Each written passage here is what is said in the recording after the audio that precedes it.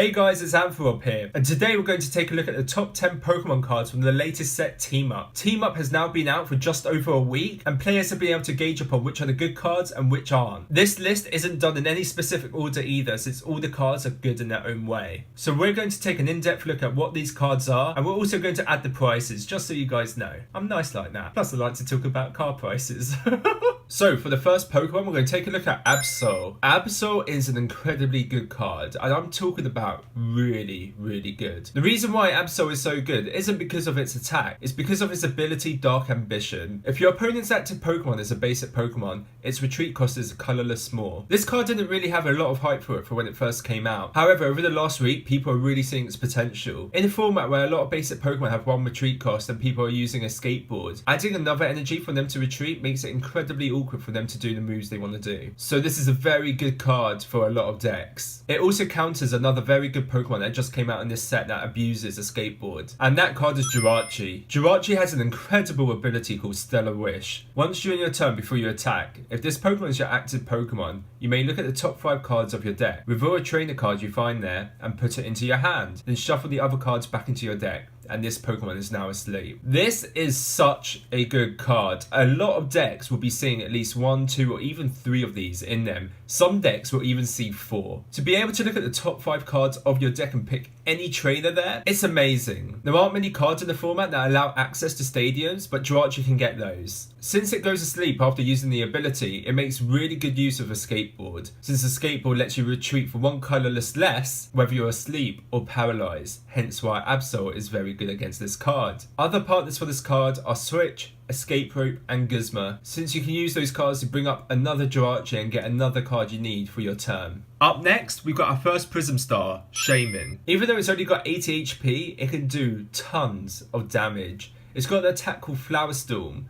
For 2 grass energy, it does 30 times the amount of basic energy attached to all of your Pokemon. There's only 2 decks that really come to mind that can make best use of this card. That's Vikavolt, since that has the ability to get a lightning and grass energy once per turn attached to your Pokemon, but also Rayquaza. Rayquaza GX has always been a very good deck, but its biggest weakness is one prize attackers. In a format where one prize attackers are very favourable, Rayquaza didn't really stand a chance, but with Shaman's release, Rayquaza now has a very strong powerful attacker that only gives up 1 prize. Since we're on the topic of Prism cards, up next is Tapu Koko Prism. This is once again a very good Prism card, and we don't actually use this one for its attack, even though you can. It's got an ability called Dance of the Ancients. Once during your turn before you attack, if this Pokemon is on your bench, you may choose 2 of your bench Pokemon and attach a Lightning Energy card from your discard pile to each of them. If you do, discard all cards from this Pokemon and put it into the Lost Zone. This is such a key card in Lightning decks. If you're playing a Lightning focused deck, you are going to play this card. To be able to get up to 2 extra energy on your field is so bloody good. It's so good I turned full British there by saying bloody. It's amazing, it's actually amazing. You can set up the biggest Pokemon card in 1 turn. Cards like Zeraora. We'll get into the other card it can set up later. This is such a good card. Along with a card like Energy Switch, you can attach it to whatever Pokemon you like, take the energy off it with Energy Switch, and put it onto the other Pokemon you want it to be on. This is a 10 out of 10 card. It's also got a pretty decent attack, 120 damage. If you needed to attack with it as a basic Pokemon, you can, but you'd rather not.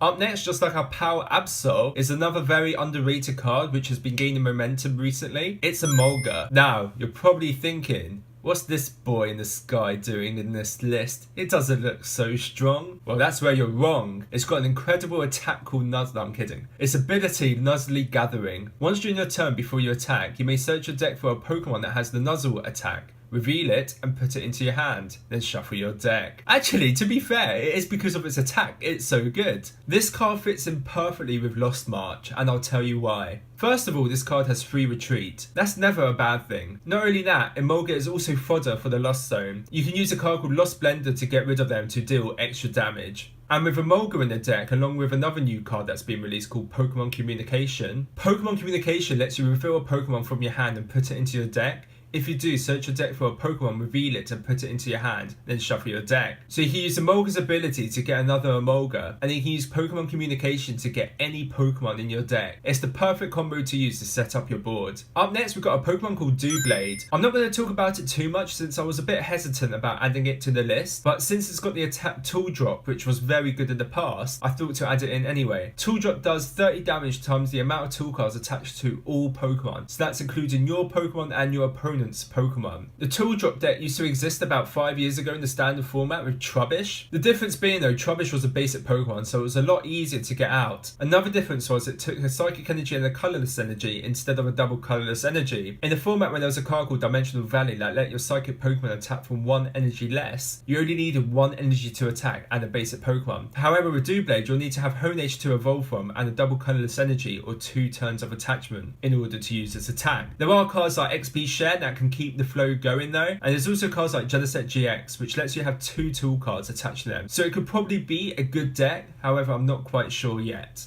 So the next card is Aerodactyl. I think this card has a little bit of potential. However, I'm not completely convinced, but I did want to include it into the list. In the Pokemon TCG, this counts as a stage 1 since it evolves from an unidentified fossil. It's only got 130 HP, but it has a very strong second attack. Fossil Fangs, 90 plus damage with 3 colourless energy. If you don't have any Pokemon GX or Pokemon EX on your bench, this attack does 90 more damage. So that's 180 damage. Along with Choice Band, that's 210. And that can KO most GX Pokemon. However, 3 energy is pretty steep. You'll need to have a single energy attachment and a double colourless energy. But it can be partnered up with cards like Malamar, which lets you attach a Psychic Energy from your discard to one of your bench Pokemon, which does make it a little bit quicker. And also cards like XP Share and Wishful Baton to keep the energy flowing. And the last non-GX Pokemon we've got to talk about is Zapdos. Remember how I was saying before that Koko is going to be in every single Lightning deck? Well, Zapdos will be too. Zapdos is a great basic 1 prize Pokemon. The attack Thunderous Assault at first doesn't look so great, 10 plus damage, but the plus is the important bit. If this Pokemon was on the bench and became your active Pokemon this turn, this attack does 70 more damage. This attack's damage isn't affected by weakness. This works dirtily well with Zeraora GX that lets any Pokemon that has a lightning energy attached to them retreat for free. With cards like Guzma and Switch and the free retreat, you can chain 80 damage each turn using Zapdoses. And what also makes it better is Electro Power. That lets your Lightning Pokemon do 30 more damage for the turn, and also a card called Choice Band that lets you do 30 more damage to EX and GX Pokemon. So with 1 Electro Power and a Choice Band, this can do 140 damage. If you use 2 Electro Powers, that's 170, and you can knock out cards like Tapu Lele GX. So now we've got the brand new Tag Team GX Pokemon. The first one we're going to talk about is Celebi and Venusaur GX. This card is an absolute unit, and I'm not exaggerating on that. It's got a beefy 270 HP,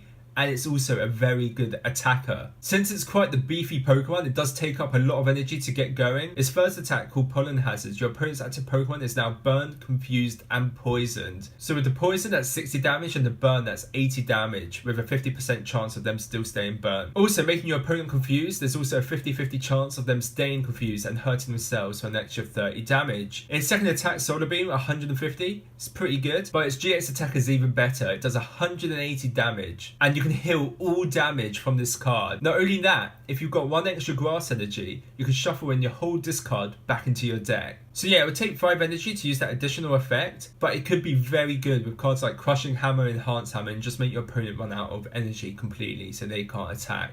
A Pokemon that works really well with this card is Shaman from Lost Thunder. That lets you heal 20 damage from your active grass Pokemon once per turn. So if you have multiple of them on the bench, you can just keep healing this card. Also, another new card that came out from this set is called Buff Padding. If the Pokemon this card is attached to has a retreat cost of exactly 4, it gets 50 plus HP. So in total, this Pokemon would have 320 HP. This Pokemon will be humongous and very hard to KO. So I know I said this will be in no specific order, however I lied. I did save the best Pokemon for last. That's Pikachu and Zekrom GX. This is one of the best attacking Pokemon cards that has ever been released, and I'm not exaggerating on that. Its first attack is Full Blitz. For 3 lightning energy, it does 150 damage. Search your deck for up to 3 lightning energy cards and attach them to one of your Pokemon, then shuffle your deck. This is what we call a busted attack. 150 damage, and to attach 3 more energy to one of your Pokemon. You can use those +3 energy and attach them to Pikachu and Zekrom, so you can use the second part of Tag Bolt GX's attack. For 3+ lightning energy, if this Pokemon has at least 3 extra lightning energy attached to it in addition to the attack cost,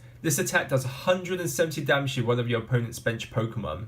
You can knock out a Tapu Lele GX with that. You can knock out GX Pokemon, you can knock out damaged Pokemon, you can just knock out a lot of things. You can knock out every non-GX basic Pokemon with this attack and take up to 3 or 4 prizes. You can take even 5, and technically 6 if you're taking out 2 tag team Pokemon. You can even get this set up in 1 turn, attaching an energy, using Tapu Koko Prism's ability to attach another energy, and using a card from Lost Thunder called Thunder Mountain that lets your lightning Pokemon attack for 1 lightning less.